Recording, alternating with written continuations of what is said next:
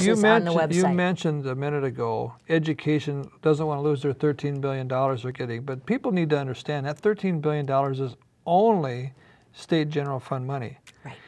They get $8 billion by a year, I believe it is, from the federal government for education in Minnesota. Yes, yes, they do. In a variety of other races, states. In fact, the federal government gives Minnesota state government 4,000 checks in 4,000 different departments, and that's on the Office of Management and Budget too, in a different category. So people got to understand when we're talking about general fund, that's all we're talking about. Minnesota has 13 or 14 funds that they manage. And the general fund is just the one that everybody talks about, but the other 12 or 13 are just as critical. Correct. Transportation and several other different funds that are in there, and I can't remember all of them off the top of my head. And we picked on education for a minute, but the same applies to the Met Council. The Met Council has a base, $760 million that they're given for their budget. For their budget by the state. But there's well over $1 billion. When you total all the other things that are handed to them. The same could be said for the University of Minnesota. Their base may be cut 13% because of our dire financial straits, but when push comes to shove, they'll be getting a giant, enormous chunk of money, and they won't be hurting one bit. No. They make sure that their lobbying efforts are well taken care of down at the state capitol. Yes. But the zero-based budgeting is a phenomenal idea because it does, just like businesses where I work, they make us go in and justify every dime that's being spent, whether it's the salary for an employee and whatever. And then corporate can go down and say, oh, that's not essential, that's not essential.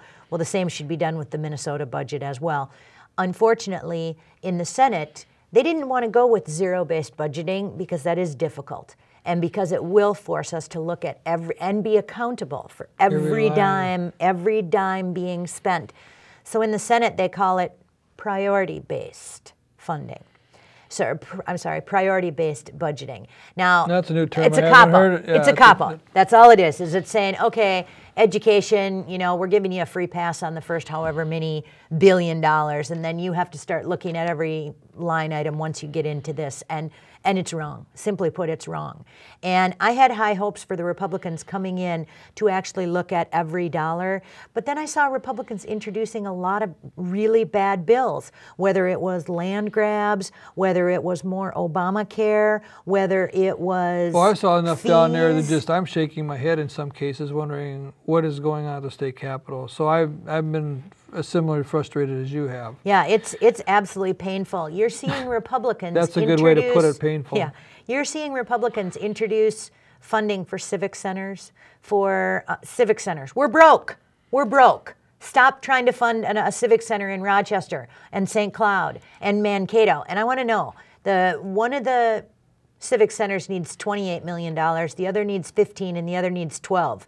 Well, how about if we don't give any of the civic centers, but if we do compromise and give them civic centers, then how about if they all get a $10 million one instead of, and they use legacy money for it. But you're seeing all these failed programs that have been introduced and tried before. You're seeing repeats of them, only this time they're introduced by Republicans, and it's wrong. And I don't mean to harp on the Republicans, but I do, because this isn't about a purity test. This isn't about. It's not about what you are. It's about principles. It's about principles. It's about principles. It's about understanding economics, and it's about understanding the growth and the size and the scope and the intrusion of the government in the state of Minnesota. I want to jump on the bandwagon for a second of the budget itself. I remember pre-election day, we were all promised the Republican Party has promised we're going to stay within the $32 billion we're expecting the government to grow. Now the economy's picking up. It's growing more than we expected. Now instead of having a $32 billion budget, apparently I'm finding from what I'm reading that the Republicans now are looking through legislation to having a $34 billion budget. And ironically, the Democrats are reminding the Republicans, hey guys, you just got done telling the whole state of Minnesota you're going to keep it at 42, but now you want to spend $44 billion. 32. Or 30, yeah. Excuse me, yeah. $32 billion. And now it's you want to spend 40. Already. Yeah. There's billions. What's another billion when it comes down to it? But one of my issues was I had when I was running for office last in 2010 is I said, let's just stop spending money. Let's keep it at 30. And if the economy grows and expands and more revenue comes in, let's take those billions and put them in our rainy day fund, which we have no dollars in our rainy day fund. Or let's pay back the education. Or all the other departments that we took a scraper last year and scraped the landscape off of all the excess funds that are in hundreds of accounts of government, cities, county, stripped them clean, Department of Education, stripped them all clean of their budgets, that their extra funds that they had in there to balance the budget. So those are what we should be doing instead of letting the government expand into this larger and larger monstrosity of government. Assuming when you let it expand, you're acknowledging by letting government expand that it's justified. I don't see government as being justified at $30 billion or $32 billion or 34 or 37, which our governor wants to do.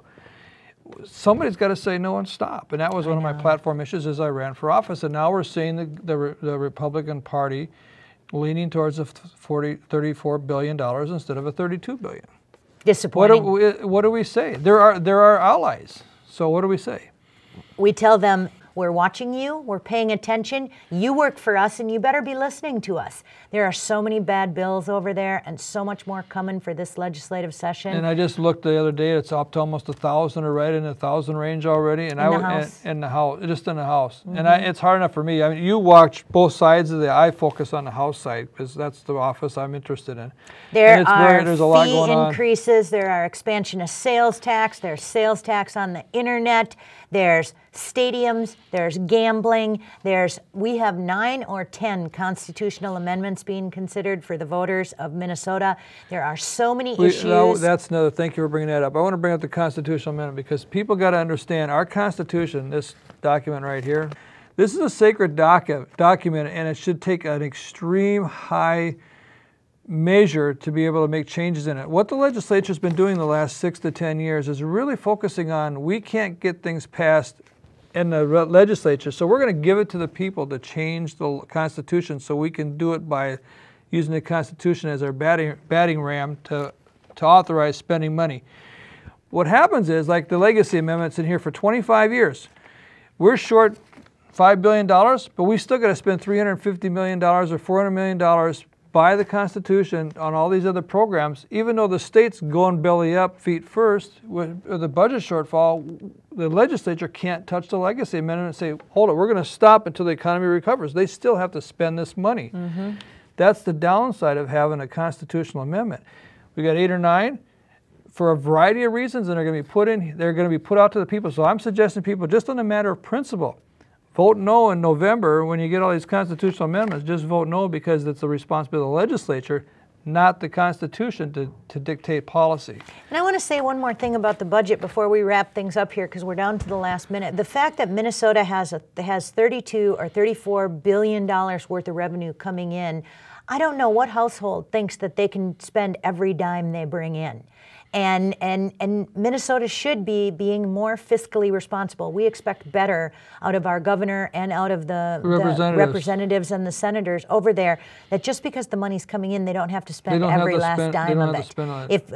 On this show, we have talked over and over and over again of the waste, fraud, abuse, duplicative programs that are in place. It's inherently nature. It naturally happens in any business, any institution. You're going to have waste. That's why they call it the slush funds. They're going to have it there. But we've actually created a state government that actually has a lot of slush in the fund. Yes. And nobody wants to see, a few people want to recognize that. Right, and this, the economy of today is a prime opportunity to go in and to address some of these issues and weed out some of this ridiculous waste, fraud, abuse of government. Yes, because it's everywhere. Because we have 32 or $34 billion coming in. You don't have to spend it. That's what's going on at the state capitol. We want to say thank you very much, and we'll see you at the next show.